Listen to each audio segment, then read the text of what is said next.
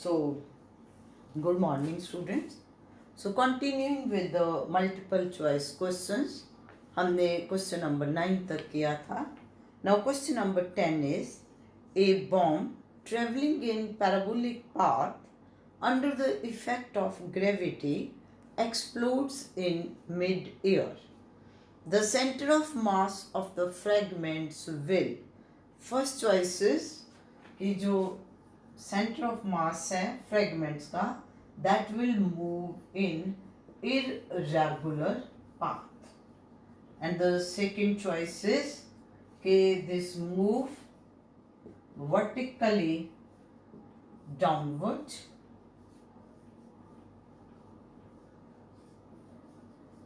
Third choice is move in parabolic path. और साथ में क्या कहा है? Move in parabolic path along which it was traveling unexploded.